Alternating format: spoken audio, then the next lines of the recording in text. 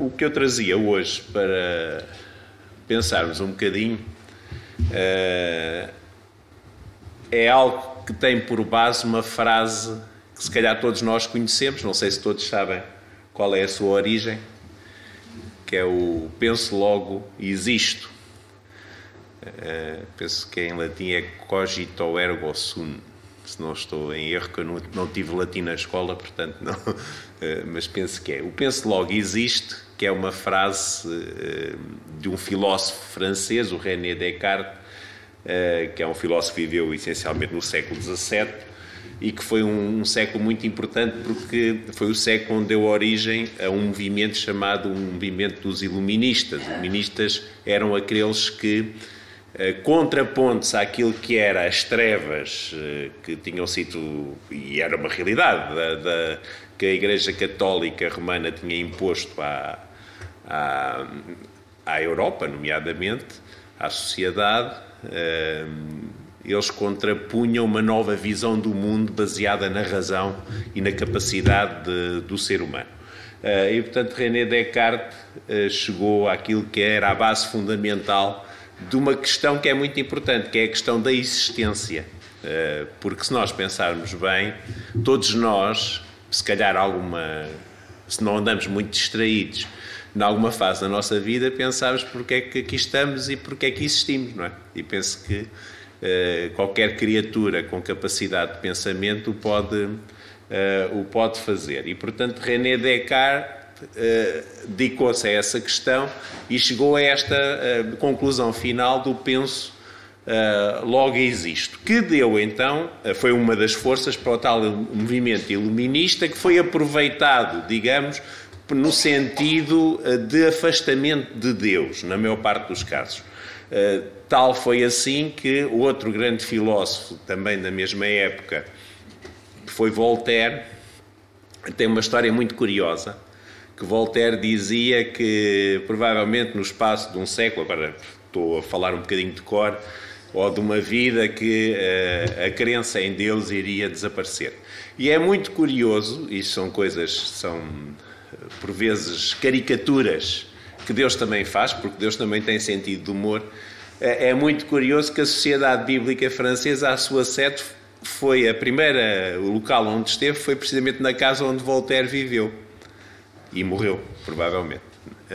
E, portanto, isto são as caricaturas de Deus. Voltaire não tinha razão nesse aspecto, era também um iluminista, e iluminista no sentido de centrar-se no ser humano, e, portanto, este movimento, que tem coisas boas, pensamentos bons, não é tudo mau, obviamente, mas o que fez foi com que o ateísmo, no sentido da negação de Deus, se enraizasse um pouco mais na sociedade e depois com todas as derivações que nós hoje conhecemos.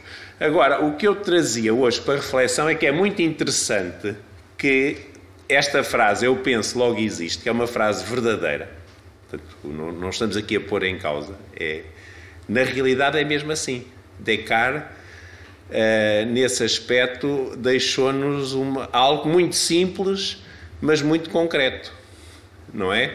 A razão essencial da nossa existência é a capacidade que nós temos de pensar.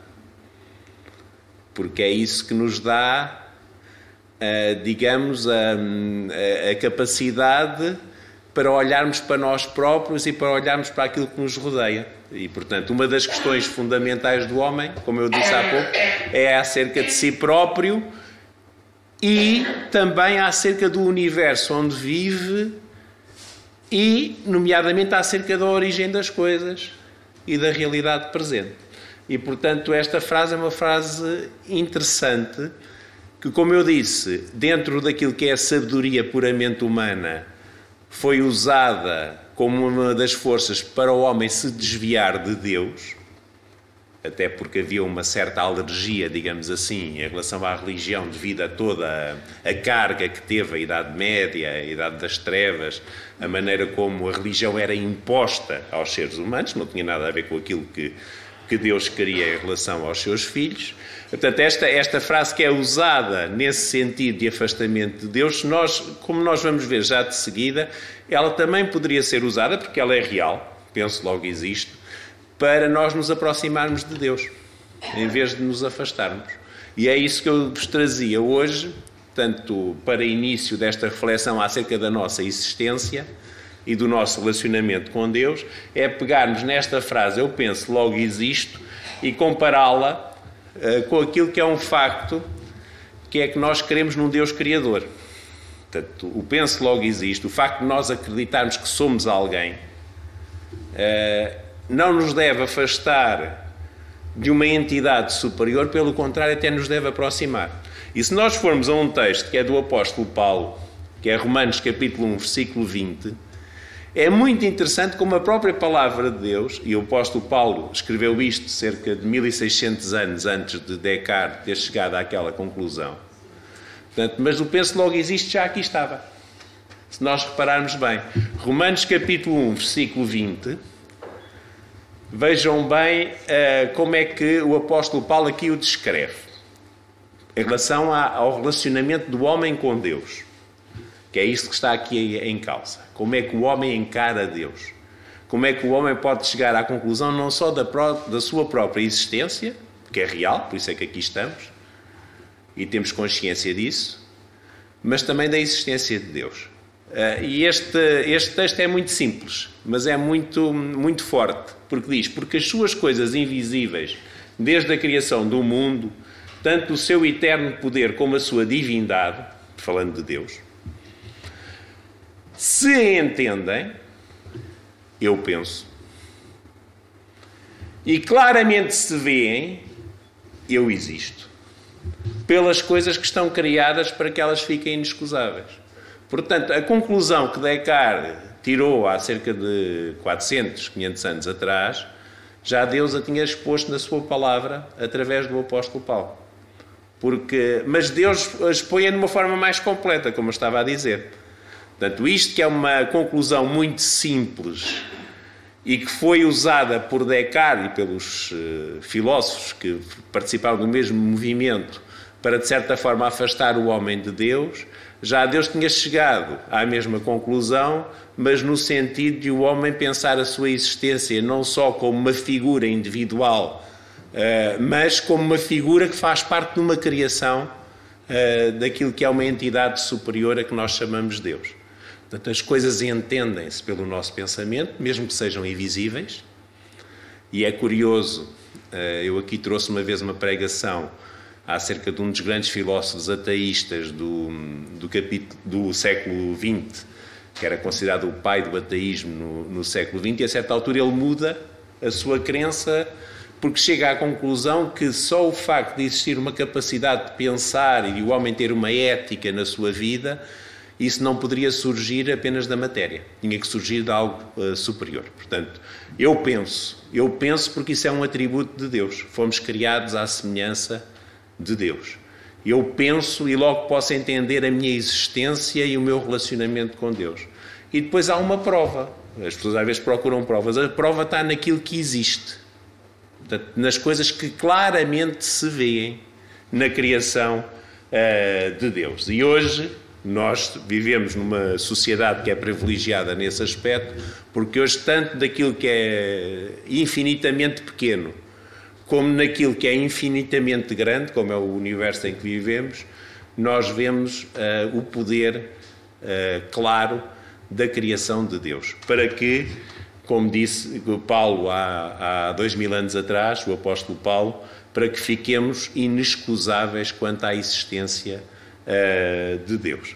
E, portanto, eu penso, logo existo, não me deve afastar de Deus, pelo contrário, deve-me aproximar daquilo que Deus é. Há um salmo que é o Salmo 19, que é um salmo muito curioso neste aspecto desta meditação acerca da nossa existência, da criação de Deus, das suas leis, dos seus mandamentos, porque ele integra todas essas coisas, mas que diz no seu início: os céus manifestam a glória de Deus, portanto, as coisas que claramente se veem, e o firmamento anuncia a obra das suas mãos.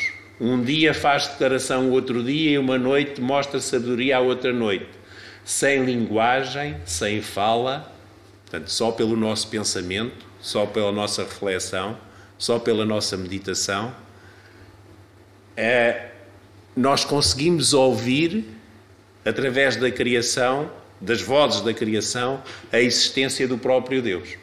Ouvem-se as suas vozes em toda a extensão da terra e as suas palavras até ao fim do mundo. Neles pôs uma tenda para o sol. E o Salmo prossegue, mostrando a excelência de Deus, a importância dos seus mandamentos, das suas leis, aquilo que deve ser o relacionamento entre o homem e Deus.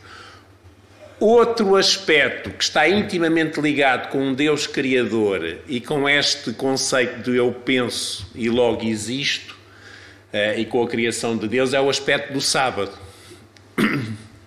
O sábado, como nós aqui já temos afirmado, é uma criação de Deus. O sábado é tão criação de Deus como nós próprios, como qualquer outro aspecto da natureza ou do universo. E o sábado é um reconhecimento desta capacidade que o homem tem de ser à imagem e semelhança de Deus, de ser um ser que pensa e logo existe, mas que pensa no sentido da sua integração com Deus. E por isso, quando há bocadinho nós lemos o apóstolo Paulo dizer, vamos ver se vem para trás o slide, o apóstolo Paulo dizer que o poder de Deus se entende desde a criação do mundo, tanto nas coisas visíveis como invisíveis, nessa criação está o sábado. E o sábado, volto a dizer, é por excelência a afirmação do Deus Criador. Porque nós até podemos seccionar as crenças das pessoas em vários níveis. Há aqueles que, e volto a dizer, o movimento do iluminismo do século XVII vai levar a que essa tendência se fortaleça às pessoas que se dizem que são ateus, que não creem na existência de Deus. Portanto, ali centrava-se as coisas na existência do homem, mas nós sabemos que uma grande parte da humanidade, uma grande maioria da humanidade, crê em algo superior, em algo divino, digamos assim. E isso porquê? Porque, como o apóstolo Paulo também dizia, é quase impossível o homem não crer em algo superior, em que exista algo além dele, que esteja acima dele. E, portanto, sabemos, e por isso surgem as religiões na sua diversidade, quaisquer que elas sejam. Portanto, uma religião, quando parte do homem, e nós já vamos ver que a nossa, ou temos esse conceito, que nós acreditamos numa religião, mas que veio de Deus para o homem. Agora, é normal que hajam muitas religiões que vêm do homem para Deus, porque o homem pensa, existe, e se pensa vai tentar explicar porque é que está aqui e como é que as coisas apareceram. E por isso surgiram, ao longo da história da humanidade, surgiram várias teorias, várias religiões, vários movimentos que tentam dar resposta a isso. Portanto, não basta crer num Deus qualquer, porque isso há muita gente que crê. Nós queremos é crer no verdadeiro Deus, no Deus Criador. E se pensamos e existimos, nós temos que ser levados pela fé e pela crença na palavra de Deus, a crer no Deus da Bíblia. E o Deus da Bíblia, não é por acaso que o sábado é apresentado como um sinal em Ezequiel, 2 vezes pelo menos, ele é apresentado como um sinal do povo de Deus. Porquê? Porque realmente o que identifica o Deus da Bíblia é o sábado.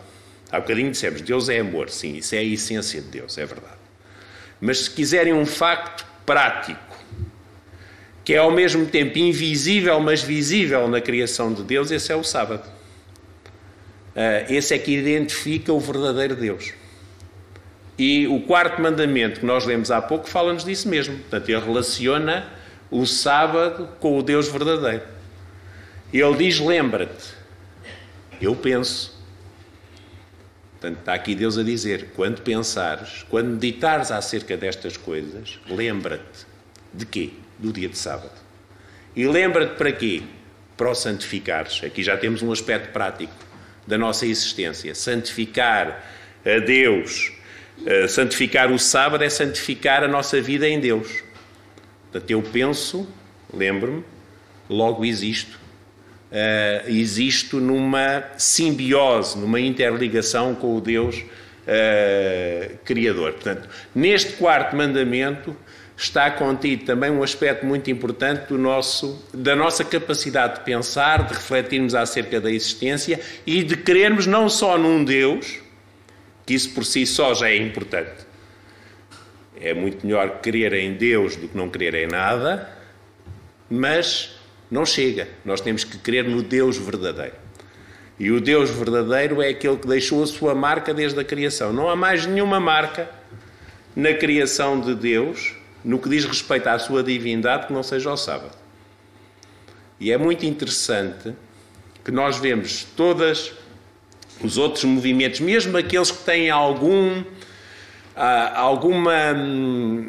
digamos, relação ou alguma similitude com aquilo que é a crença que nós cremos na palavra de Deus, que o dia da adoração é muitas vezes outro.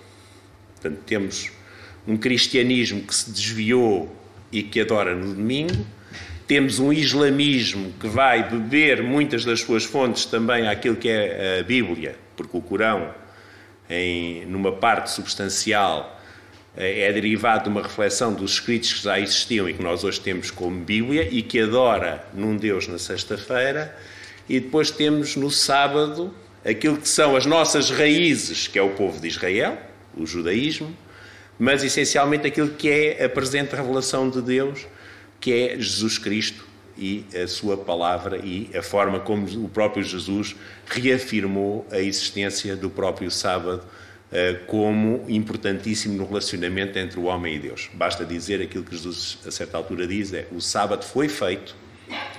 Portanto, o próprio Jesus está a dizer que o sábado é uma criação de Deus. O sábado foi feito por causa do homem. Portanto, para servir o homem. Eu penso logo existe, portanto, quando eu penso na existência, o sábado tem que estar cá presente para que pensemos da maneira como o Deus Criador quer.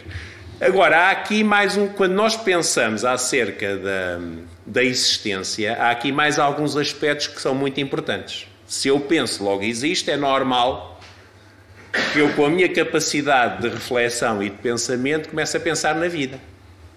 A pensar em coisas como, por exemplo, então, mas porquê é que existe tanto sofrimento? Se eu creio num Deus Criador e poderoso, porquê é que existe tanto sofrimento?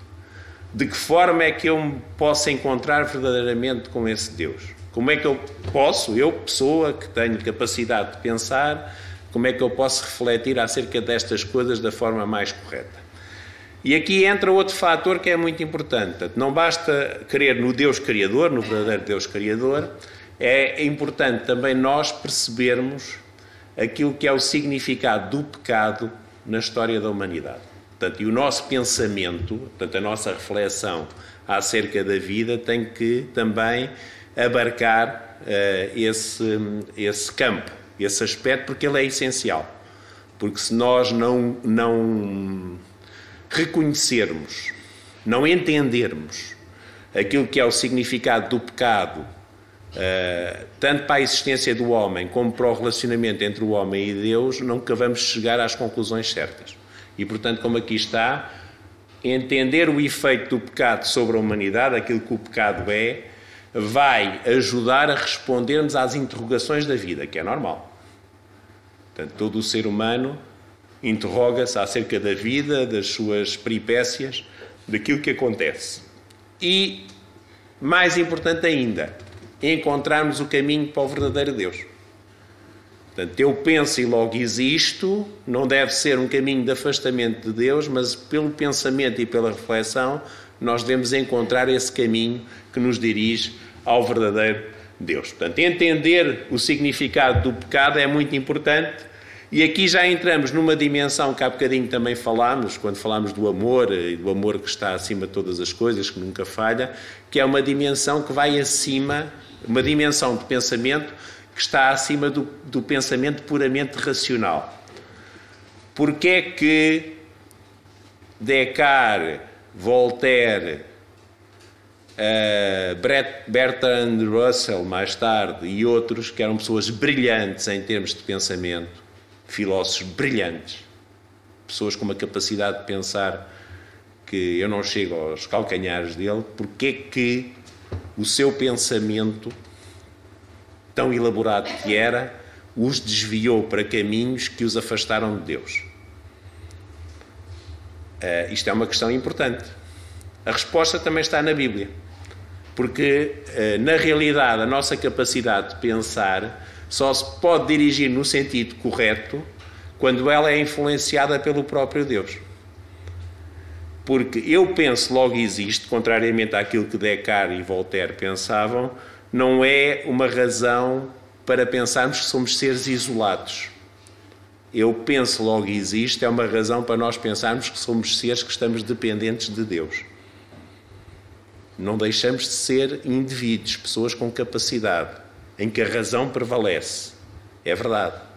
Mas não podemos estar isolados de Deus. E eles, ao isolarem-se de Deus, toda a sua capacidade de pensamento e raciocínio fez com que a influência da sua obra fosse para esse afastamento entre o homem e Deus. E o apóstolo Paulo, quando fala aqui em 1 Coríntios, explica-nos isso mesmo.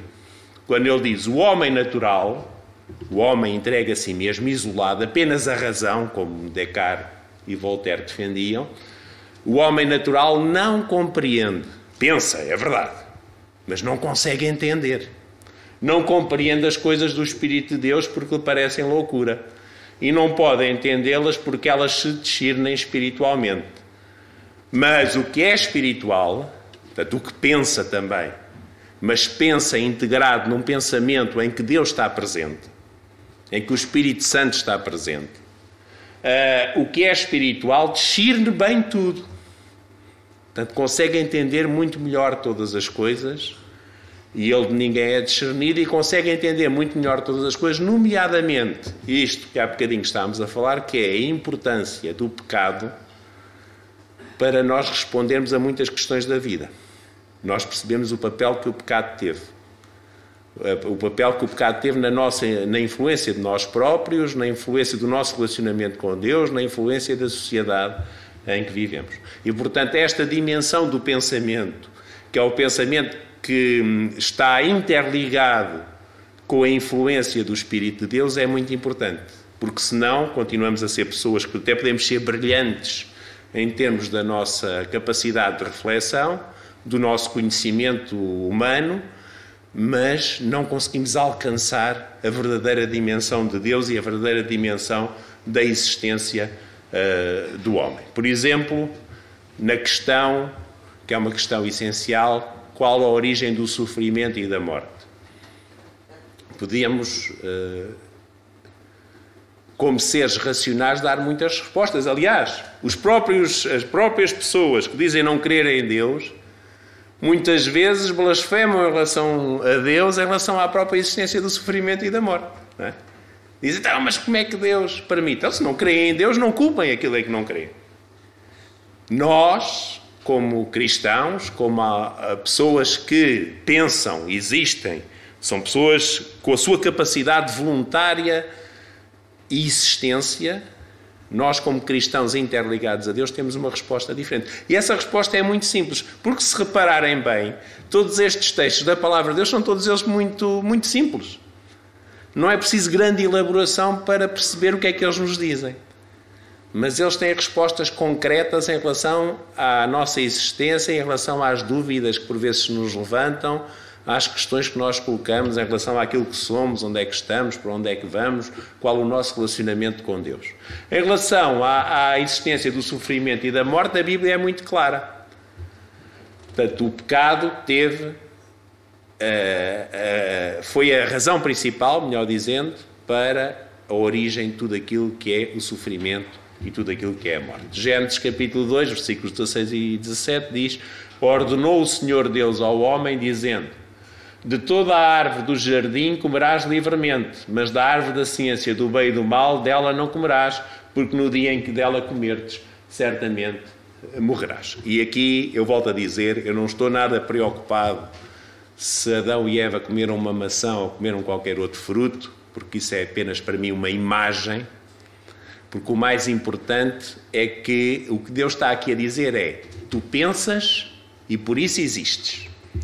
Agora, no dia em que tu começares a pensar pela tua própria cabeça sem a minha presença, Lá está, a árvore da ciência do bem e do mal.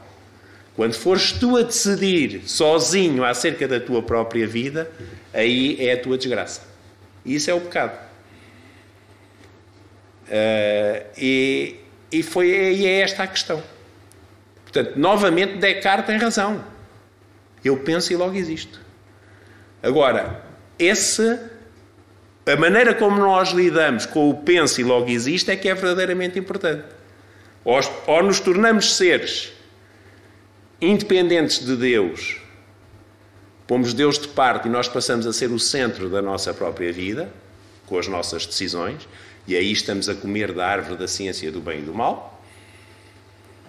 Ou, pelo contrário, que era isso que Adão e Eva deviam ter feito, mas não fizeram, e nós não fizemos também na nossa origem, ou, pelo contrário, continuamos ligados, somos pessoas que pensam e existem, mas continuamos ligados à árvore da vida, que é aquela que vem da parte de Deus. Portanto, esta é a origem do mal. Portanto, a origem do mal, do sofrimento, está precisamente naquilo que o iluminismo no século XVII promoveu. Portanto, o iluminismo é uma forma, com Descartes, Voltaire e outros filósofos, e o seu afastamento de Deus, é uma forma, digamos, mais recente daquilo que aconteceu no Jardim do Éden. De comer o fruto da árvore da ciência do bem e do mal. De pensar e existir, mas isolado de Deus. E por isso a consequência é muito simples. Portanto, tudo isto é básico, mas é muito simples. O apóstolo Paulo em Romanos diz, capítulo 5, versículo 12, pelo que por um homem entrou o pecado no mundo e pelo pecado a morte, assim também a morte passou a todos os homens. Por isso todos pecaram. Portanto, isso é verdade.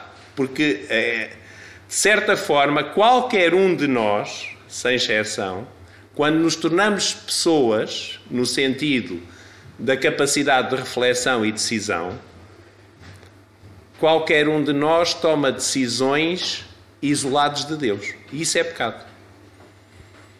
Tomam decisões em que Deus não está presente, segundo a nossa própria vontade. Isso é pecado. Por isso todos pecaram. Muito ou pouco, não é aquilo que está... A dimensão da quantidade não está em causa. O que está em causa é a qualidade. Porque há bocadinho vimos na escola o amor nunca falha. Deus é amor. Tudo aquilo que seja falha, por mais pequena que seja, não é de Deus. E, portanto, este é o grande problema da humanidade. E por isso surgiu o sofrimento e por isso surgiu a morte, como Deus já tinha dito logo desde o início. Portanto, eu penso e logo existo, e nós continuamos com o mesmo dilema que Adão e Eva tiveram.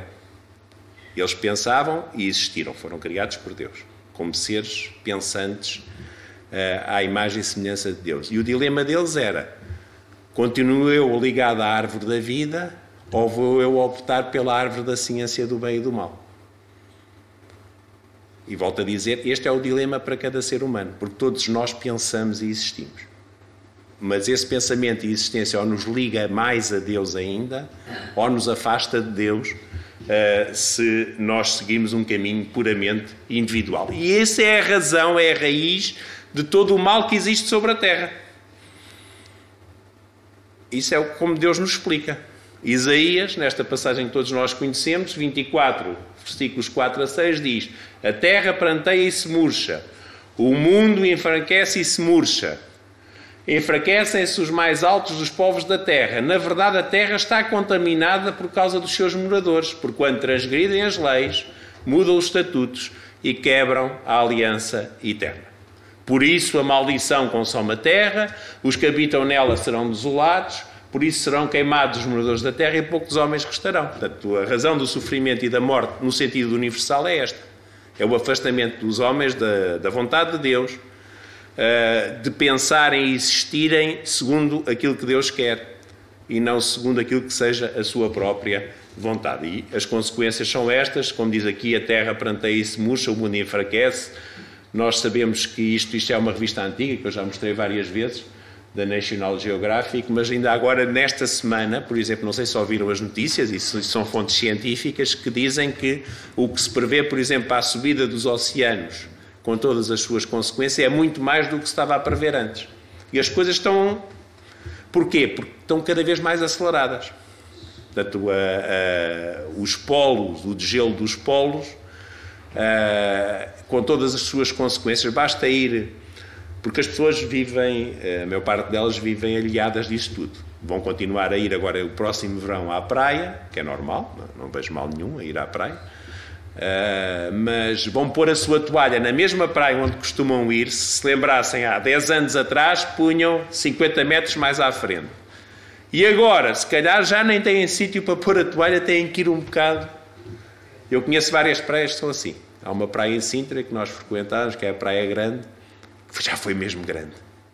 Agora, se forem lá, aquilo agora é uma nesga, aquilo faz impressão. Como é que aquilo reduziu a sua dimensão? E não é uma coisa localizada, que tenha a ver com uma maré própria ali da zona. É uma coisa que é geral. Portanto, isto vai atingir milhões e milhões de pessoas e depois com todas as outras consequências que terão a nível do clima, porque todas estas coisas estão interligadas. E porquê? Porque o homem pensa e existe, portanto, em grande parte isto é por influência humana, pensa e existe, mas pensa e existe desviado de Deus, à sua própria maneira, e não segundo aquilo que Deus quer. Agora, outro aspecto também muito importante, quando nós lidamos com o sofrimento, que já vimos que tem a sua gênese na origem do pecado, portanto, na existência do pecado. Outro aspecto muito importante, quando nós nos interrogamos acerca da nossa existência, por exemplo, da existência do sofrimento e de onde é que Deus está em toda esta reflexão, uma coisa que nós podemos dizer, se pensarmos e refletirmos, é que Deus de forma alguma é indiferente ao sofrimento do ser humano. Deus está presente no sofrimento do ser humano, não como o causador, mas como aquele que deseja aliviar o nosso próprio sofrimento, porque não foi para isso que Deus criou o homem. E a prova principal tem a ver com a existência de Jesus Cristo e com a resolução daquele que é o principal problema da origem do sofrimento e da morte. Porque, como vimos há pouco, nós, quando pensamos na origem do sofrimento e da morte, temos que pensar no pecado e na existência do pecado. Portanto, só resolvendo o problema do pecado, o problema do sofrimento e da morte poderá também estar resolvido. E Isaías 53 fala disso mesmo, versículos 4 a 6 diz, referindo-se a Jesus Cristo, aqui de uma forma profética, porque Isaías escreveu 600 anos, cerca de 600 anos antes de Jesus Cristo ter sido homem.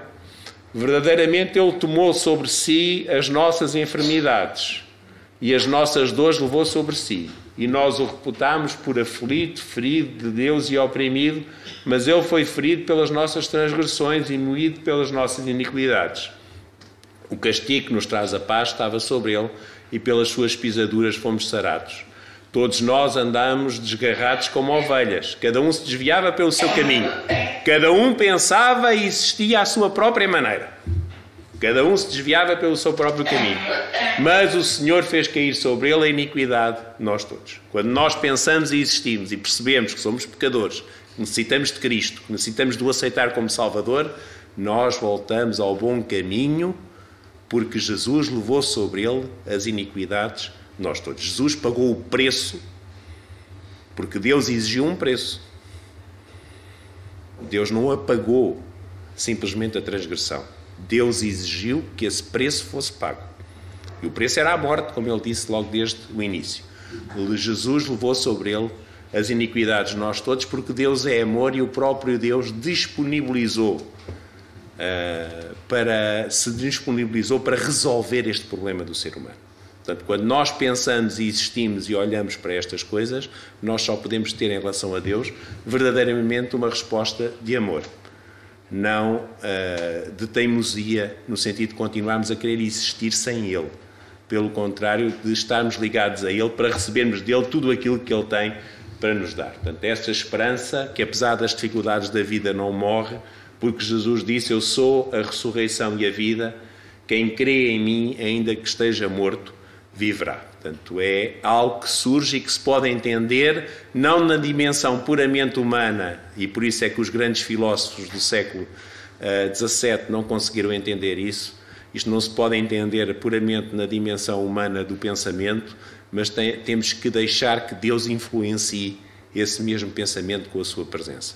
para que percebamos que se queremos resolver os nossos problemas e se queremos que a humanidade resolva também os seus graves problemas, só há uma resposta, e essa resposta está em Jesus Cristo.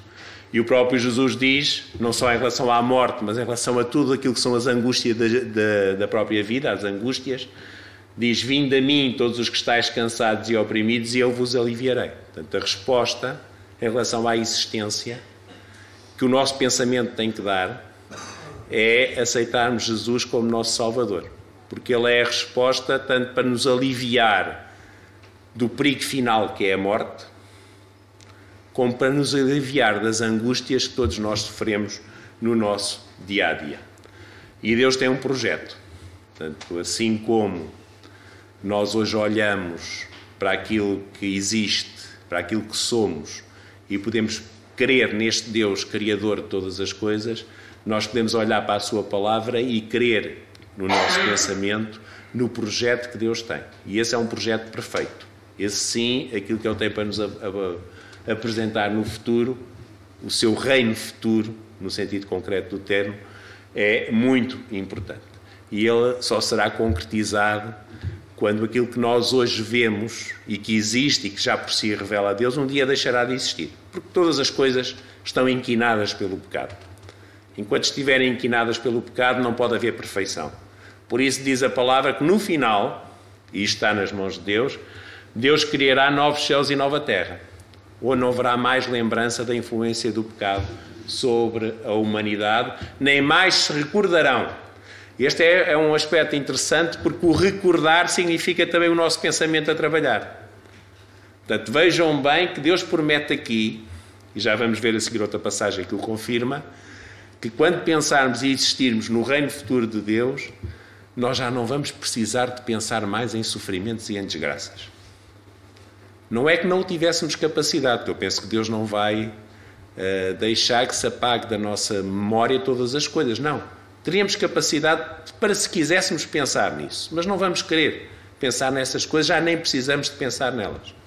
Quando nós hoje pensamos em angústias, em sofrimentos, na expectação das coisas que hão de vir, nas dificuldades que podemos enfrentar, isso é a realidade de hoje.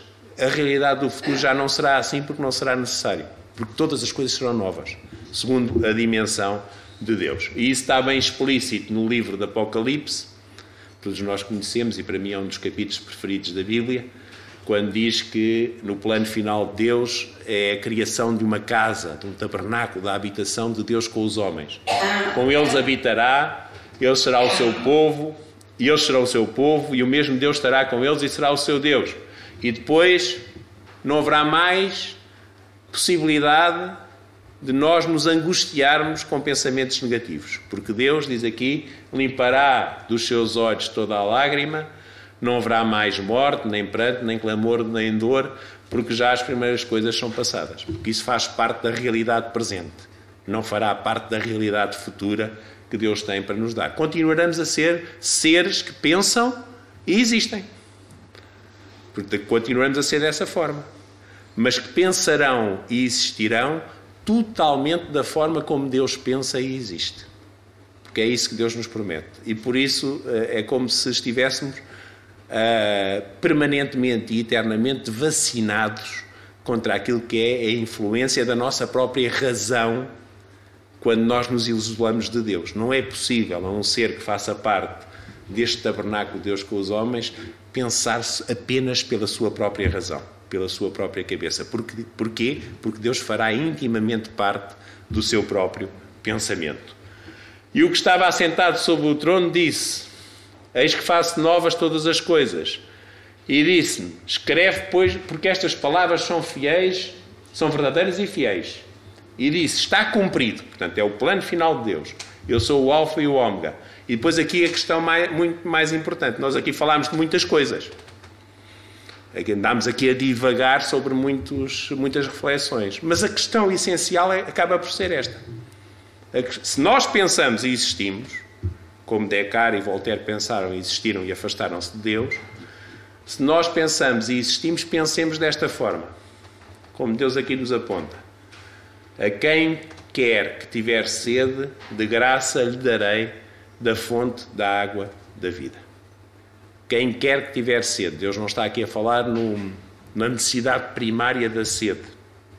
Está aqui a falar na necessidade em que o nosso pensamento precisa de mais alguma coisa. Precisa de alguma resposta a mais. E isso é bom. Agora, onde é que nós vamos encontrar esse mais alguma coisa? Em Deus.